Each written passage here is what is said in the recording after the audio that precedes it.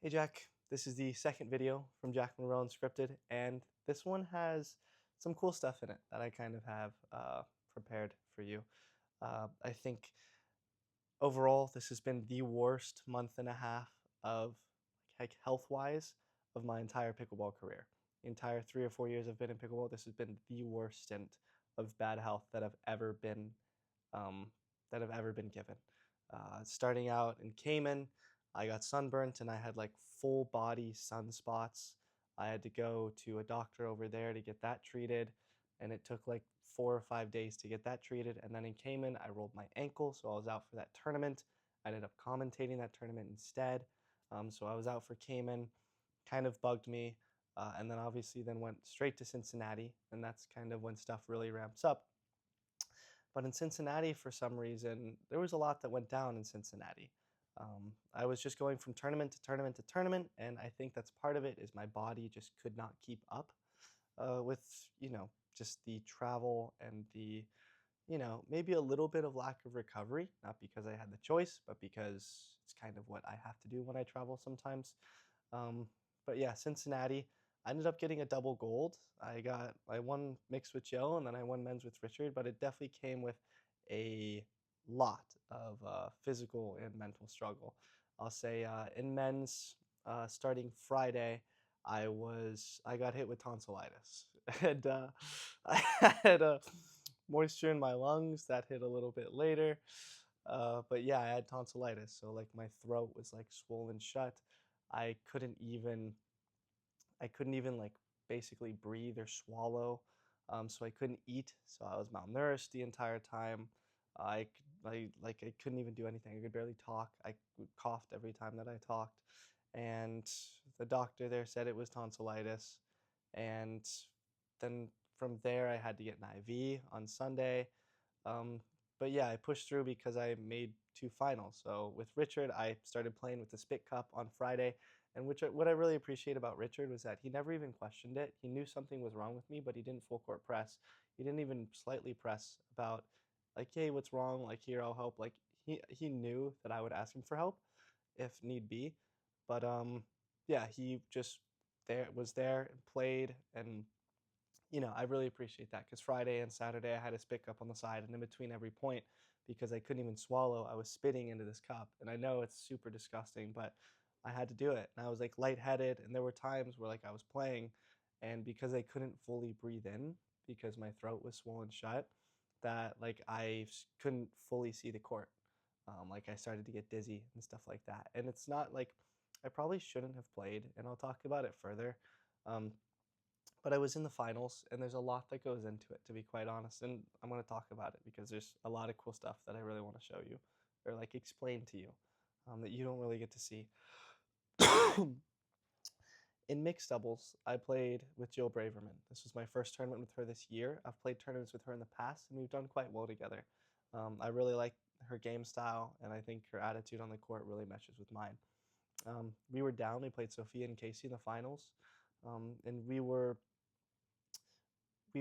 lost game one, 11, I think 11-2 or something like that. And we were down 2-7 in game two of mixed in the finals, like, championships. Everyone's there watching. There's commentators, there's photographers, there's people, there's spectators, there's VIPs, there's all of this. And we're just getting smoked. We're getting absolutely bent. And I remember taking a timeout at 2-7, and something needed to change. And in right before Cincinnati, I learned this really cool mental concept that I think the Romans or the Aztecs did, and I may have touched on it earlier in my first video, but I fully started to implement it in Cincinnati, and it was called the premeditation of evils. It's basically, um, it's basically, I'll read this. It's premeditation of evils is a Stoic practice. The idea is simple. Before something important happens, you sit with the worst possible outcome. You don't just acknowledge it exists, you actually feel it. You let yourself go there mentally and emotionally, and you sit in the version of reality until it loses its grip on you. The whole point is that fear and anxiety get their power from being unexamined. The moment you look directly at the thing you are afraid of and say, okay, this could happen, and I will be okay if it does, it stops owning you. Marcus Aurelius did this, Seneca wrote about it constantly. It's not pessimism, it's preparation. And in Cincinnati, going into the finals, I tried it for the first time. in a real competitive setting. I sat with losing. So during that timeout, it was 2-7. I remember I put a towel over my head and I literally like thought about like I not manifest, that's not manifested, that's the wrong word. But I thought about losing. Thought about losing 11-2, 11-2 in the finals and paddle dapping at the end, not doing the interview, taking my silver medal, taking the pictures, and just literally walking off the court and not having, like, reluctantly giving my paddle to someone in the stands. And I thought about everything that would happen. I thought about that feeling of losing before we even lost. So I just accepted it. And that was a new feeling for me because it's very tough to walk that line without it being truly pessimism. But after that timeout, I walked on that court much lighter. It's 2-7, and I walked on that court just much lighter than I ever have in a final, ever. And just something clicked after that. And because the outcome I was most afraid of was already processed and there was nothing left to protect, I was just able to play. Um, so I think while most of my thoughts are quite positive, this was a unique viewpoint for me and a unique perspective that I was able to try in Cincinnati because I thought through the negative and I was just able to process and accept it. So it didn't scare me anymore. It didn't give me anxiety. It didn't give me any sort of negative feelings because I was okay with the outcome if we lost 11-2, 11-2 in the finals. So it was a different gear. And honestly, it's something that I proceeded to use in Vietnam, and I really liked it because in Cincinnati, we were down 7-2, and we ended up winning that game. And in game three, kept our foot on the gas and ended up winning game three. And it was one of the best comebacks that I've ever been a part of, especially with Jill by my side, being one of our, being our first time partnering this year. Um, it was really cool being able to see that improvement just off of a perspective shift happen in real time because I put a towel over my head and thought about it. Um, so it's all these little mental things that I don't know really help you improve rather than the physical, especially since I was going through it. Like I still had my spit cup. I wasn't feeling the best. And yeah, so then literally Sunday, I got my IV. We ended up playing through the finals on Saturday because rain was going to happen on Sunday. So Sunday, I was out for the count. I couldn't even sleep because I couldn't even breathe.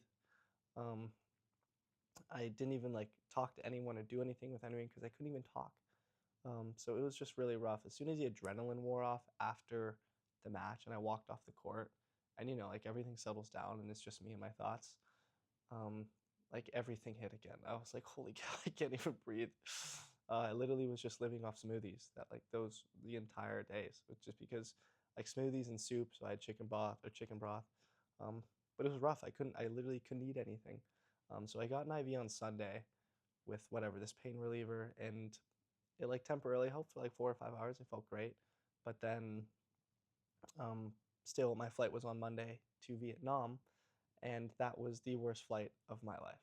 And I don't think anything will ever get worse than that because I I was struggling with tonsillitis and I just kept getting more and more moisture in my lungs. And I was, in the back of the plane for a 14-hour flight and then another 8-hour flight and just going through it. I mean, we went from Cincinnati to Newark, Newark to Tokyo, Tokyo to then Saigon.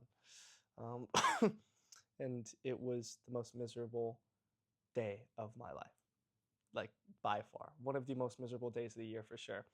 Um, because I couldn't go to sleep.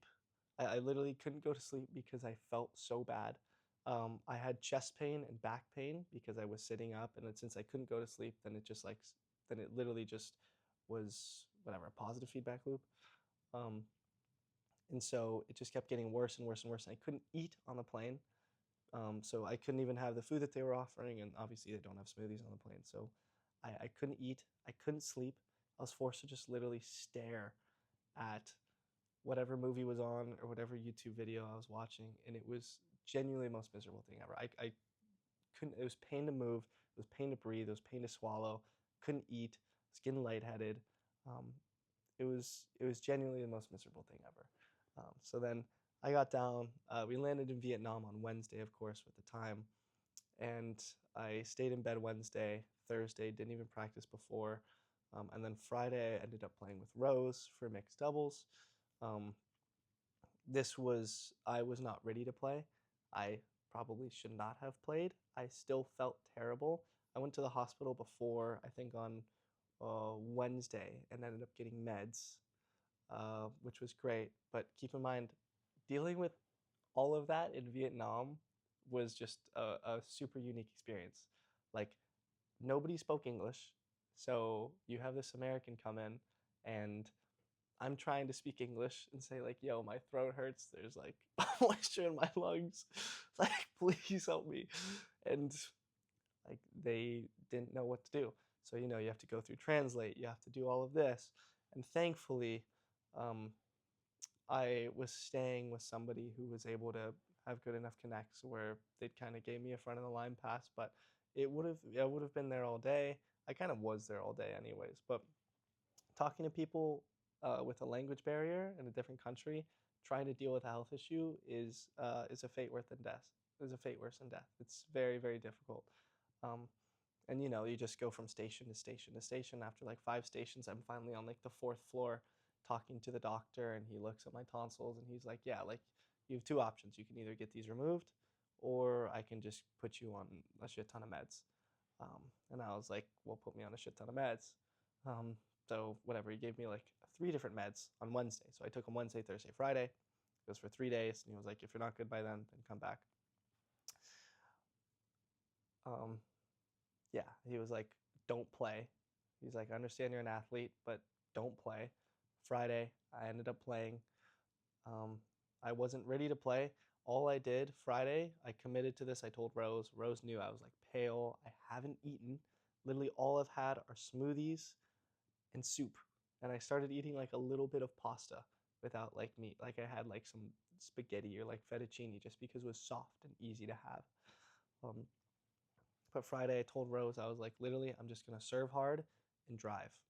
And that's all I'm going to do. And we either win by that, we die by that. And we ended up making it to the finals. I don't know how we did.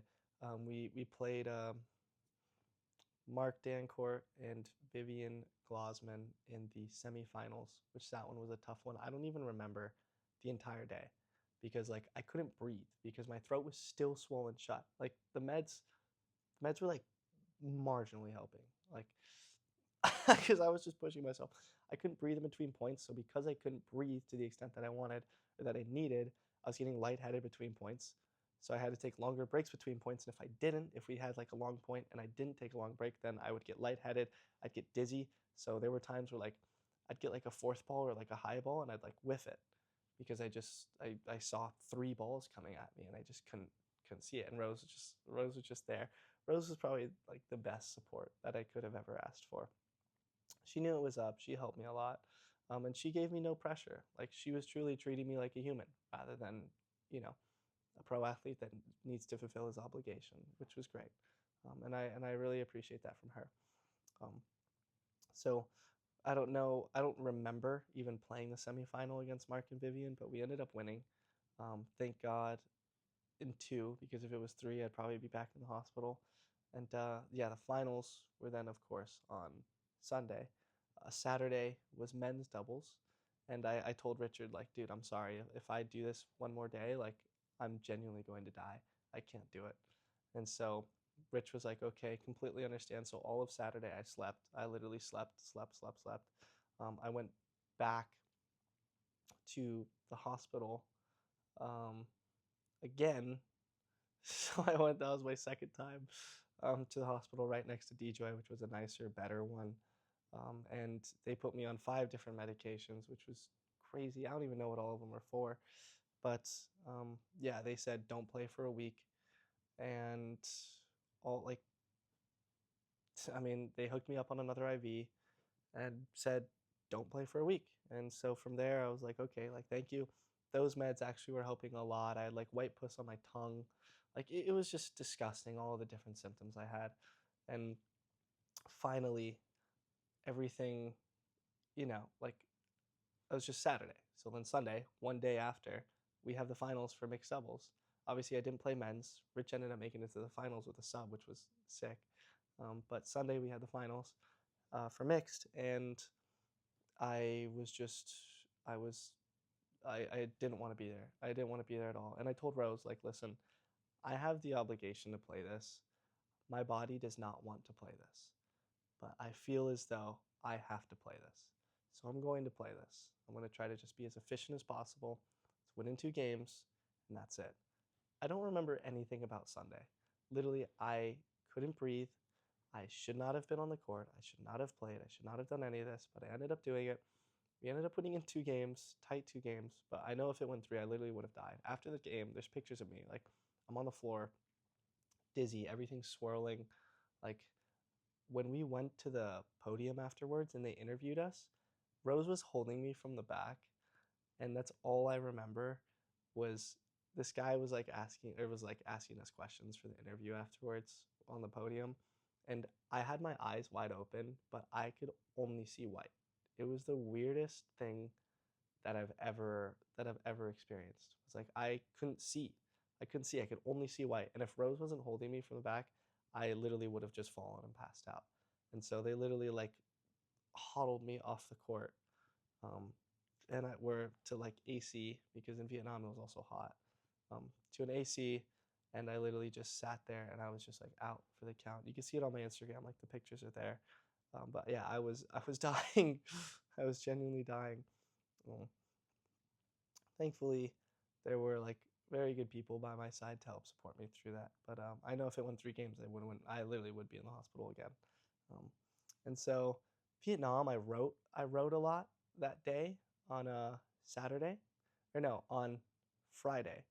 Um, I wrote a lot, and I honestly haven't looked back at this because I spent like a couple hours writing this because I had nothing else to do other than sleep, and this is how I felt Friday.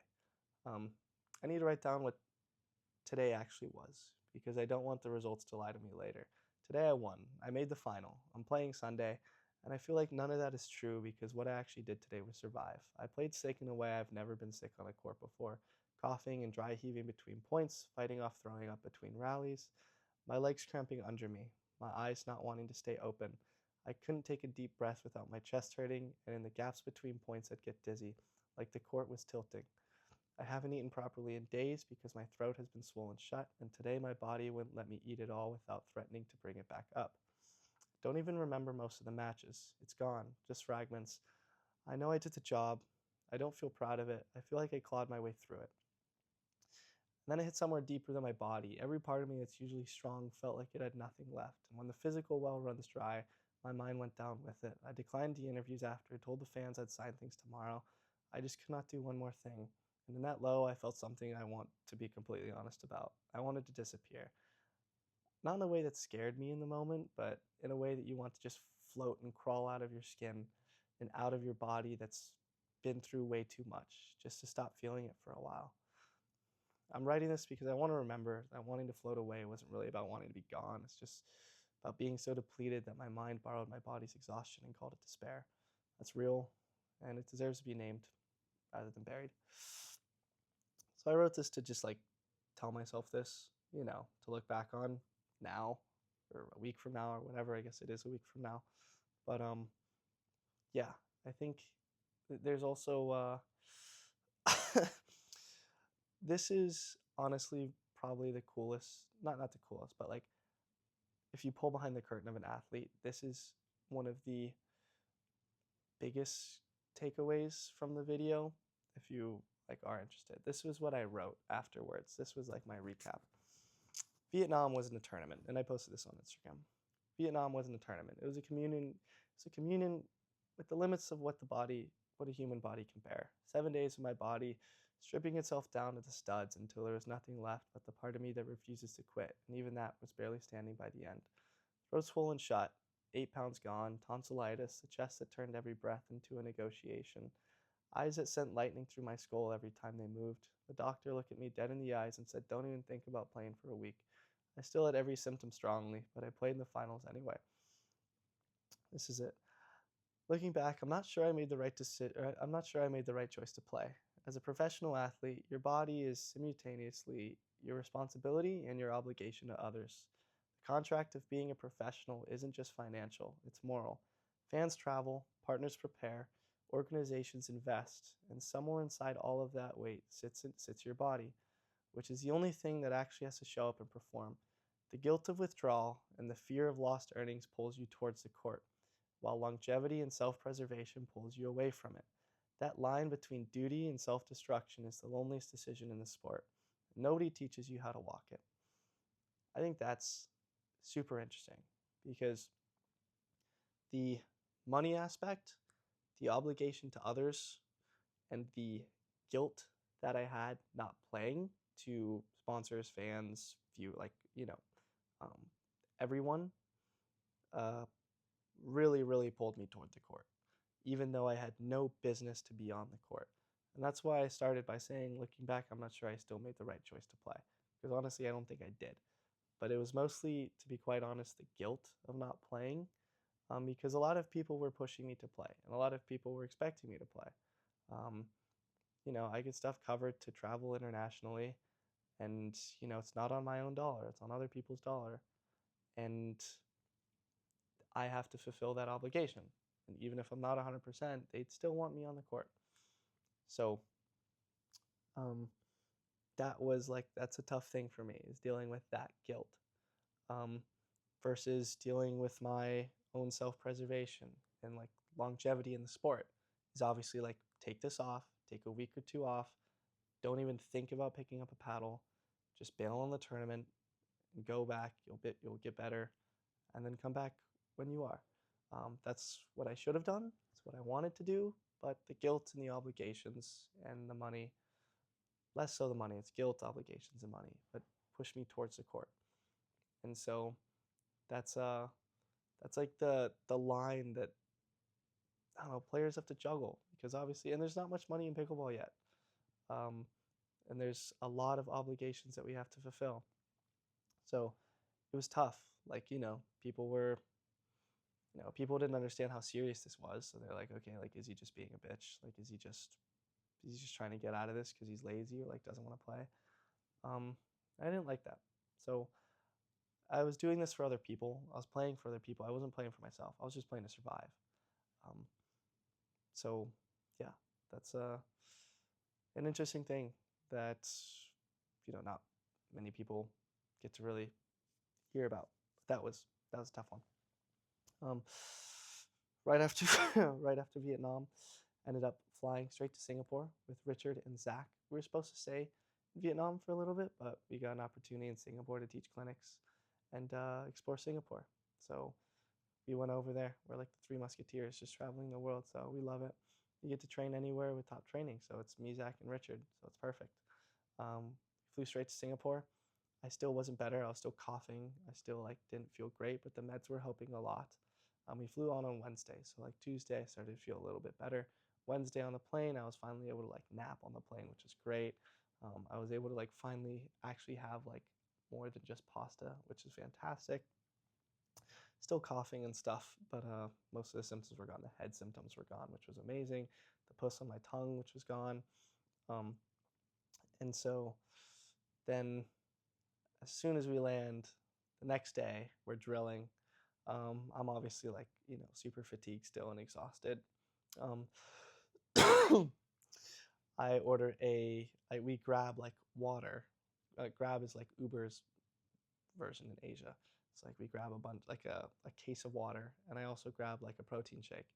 It wasn't like super cold. It was like lukewarm when I drank it, and I ended up getting hit with food poisoning. And so from there, I was out for the count. I was throwing up. I threw up like 3 times. I was supposed to teach a clinic that night, and like 30 minutes before the clinic, I remember telling Rayor, which is our connect in Singapore, one of our friends here, who set everything up. I was telling him like, dude, like I do not feel well, and I ended up just like yakking into planters like right in front of him, and so he sent me home. Thankfully, Zach was able to teach the entire clinic, which was like 12 people. I felt so bad for that.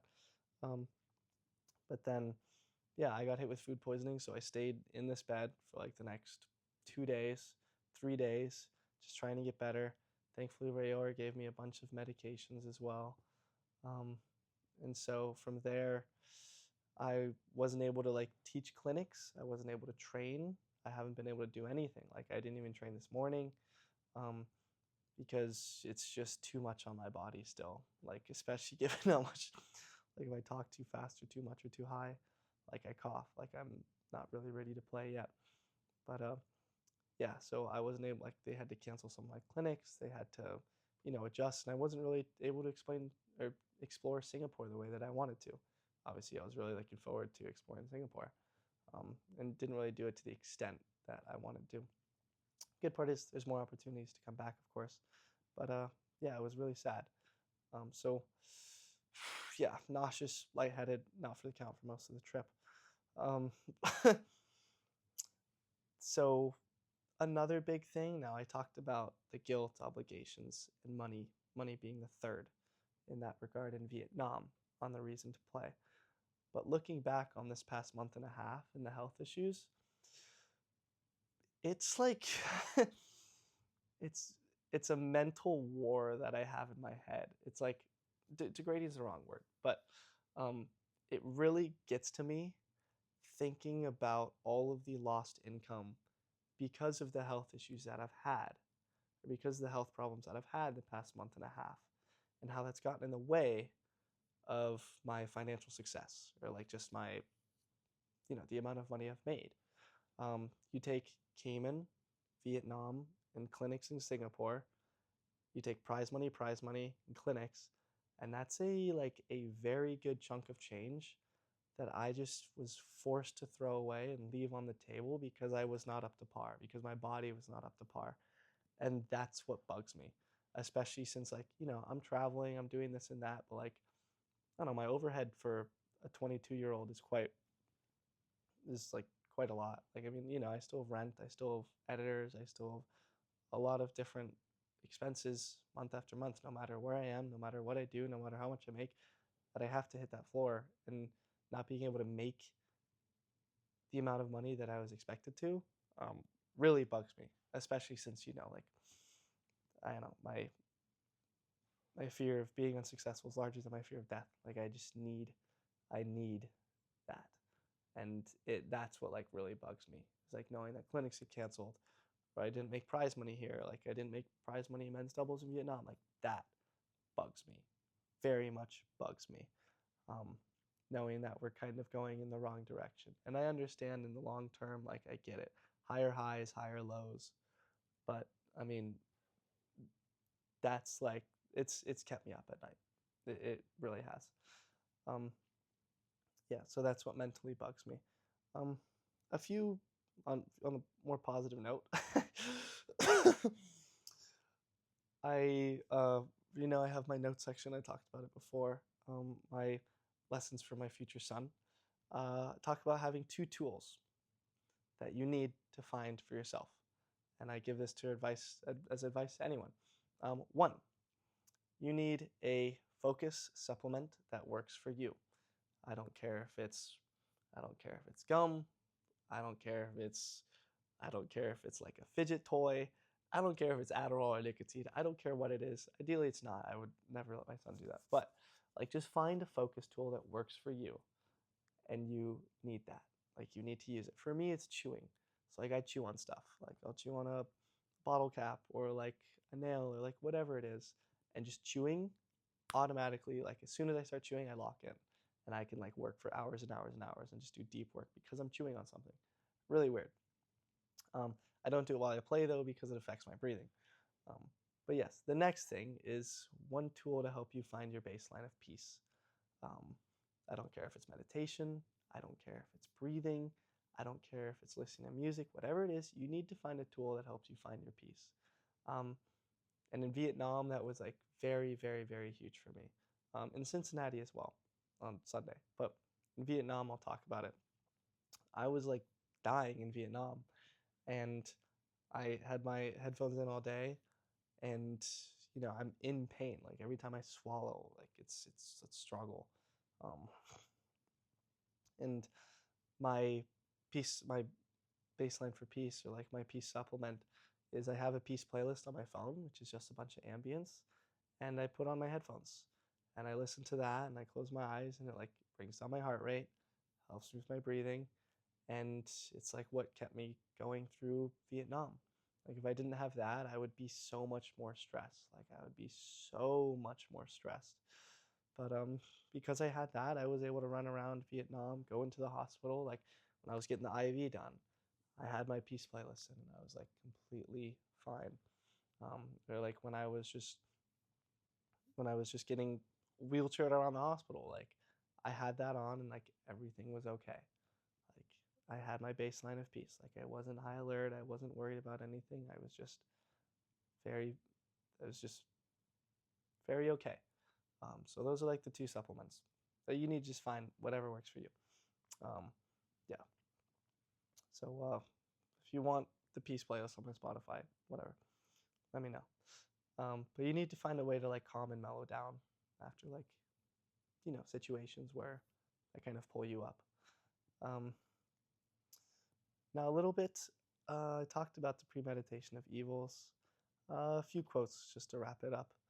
Um, I have this really really cool guy in Austin. He's kind of like I call him like kind of like my mental mentor, and he was explaining to me a really cool one. Um, Talks about how every decision can be kind of thrown into three different buckets. There's hats, haircuts, and tattoos. And every call you made is you. The urge to, sorry, hats, haircuts, and tattoos. Hats, buy a hat, don't like it, you can swap it out the same day. Haircuts, get a bad haircut, it'll fix itself in like 2, 3, 4 months. Tattoos, if you get a tattoo, you don't like it, and you want to get it reversed, even though you can try to get it removed, it's not going to fully remove it. It's still going to be stuck there for the rest of your life. Um, and so, how you can determine, as long as you can group what um, kind of the duration of how long the problem is going to last, and whether it's going to be a hat, a haircut, or a tattoo, then that determines how much time you can put towards it, or you should put towards it, in order to make a decision, and also the worst possible impact it could have um, on your life. Pretty cool, at least for me, at least. Quote two. This one's kind of cool. Not a single scar on my heart came from my enemies. They all came from people I thought loved me. Um, it's like what it costs to lose trust with someone. Uh, when you lose trust with somebody, like you typically just want to like shut off and never trust anyone again. We've like all been there. Like you literally just want to like box up for the rest of your life and just never want to trust anybody to the same extent. But I think if you live like in that like perpetual turned off, not trust anyone state, like your glass never fills. Like your glass, like life will always stay half empty by design because you're never allowing it to be full. Um, so I think no matter what, like no matter how many times you get your heart broken, bad business deal, or like a friendship gets like, or you lose trust in a friendship, it's always worth retrusting. That being said, you obviously learn from it, but it's always worth retrusting. And the scars obviously don't come from people, um, don't come from enemies. They come from like you. They will always come from people close to you that you loved. That's happened to me in business. It's happened to me in relationships. It's happened to me like in everything. But you always retrust, and you understand like obviously it's gonna come from people close to you. Um, this was like a cool dichotomy, authenticity versus originality. Um, it's like a cool juxtaposition. Uh, you escape competition by being authentic because no one can compete with you on being you. But originality is just undetected plagiarism. Opposites, but they're both true. Um, Everything you are came from somewhere. Uh, but if you synthesize well enough that the seams disappear, that is authenticity. Um, so I think being original, even though it is undetected plagiarism, you 100% try to create a category of one. Like that's kind of what I've tried try to be doing. Like, I try to have my brand bigger than just pickleball. So then if anything happens in pickleball, my brand is at least like semi disconnected from that. So then I'm at least mostly okay. Um, and just create a category of one. Uh, that should be a big takeaway. Don't compete with others. Create a category of one. And there's a cool, I think like a Japanese brand building exercise called the Ikigai. Um, if you want to figure out what your brand is, it's like this 4 quadrant thing. It's really cool. It's called Ikigai. Uh, Seriously, if you want to figure out what your brand is, what kind of job you want, what word describes you, all of this, do the Ikigai. It'll take 45 minutes, it'll take an hour probably. You can probably do it with AI, and it will really help you teach a lot about yourself. Really cool. A few others, a couple podcast things. You know, I love my podcasts. Um, this one's from Alex Hormozy. These are like his quotes. Really, really cool.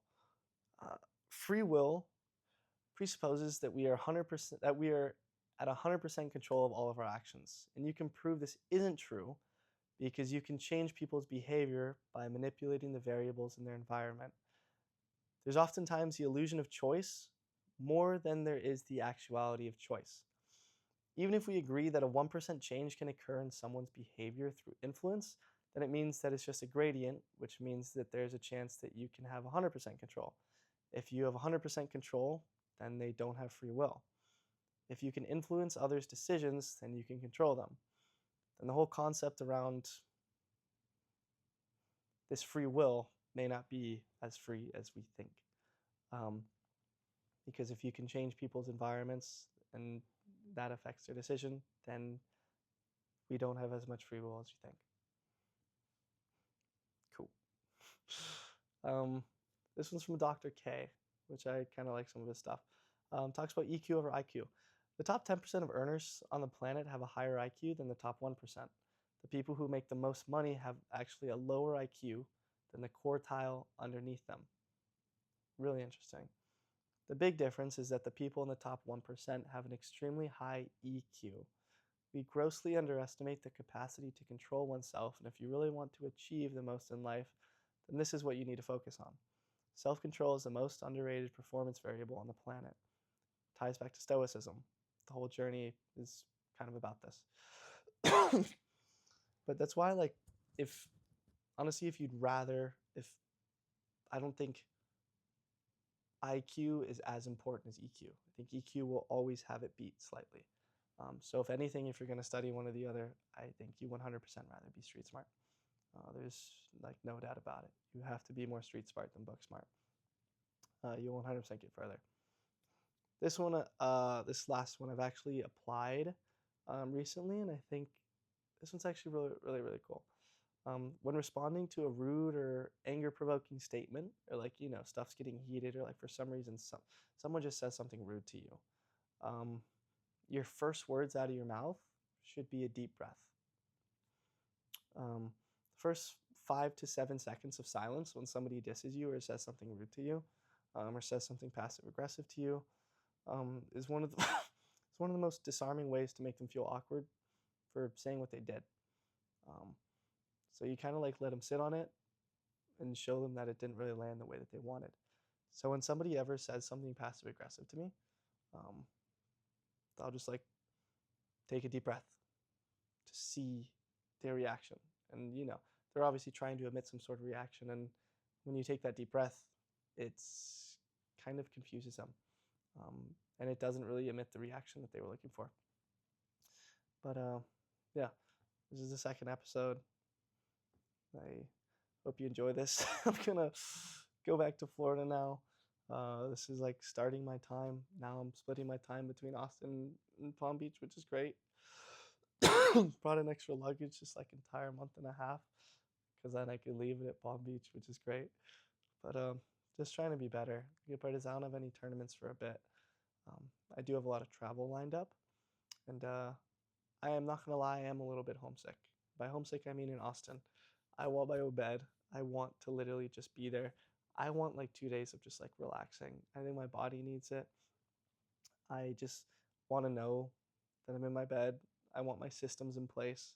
I want like to go to sleep at the same time. I want to have the food that I want. I want to like, be able to fully control everything. And traveling's fun, and I have enjoyed traveling. But after getting hit with all these health issues, the one thing that I want is to be back home. So yeah, that wraps it up. And I'll see you guys whenever next time is.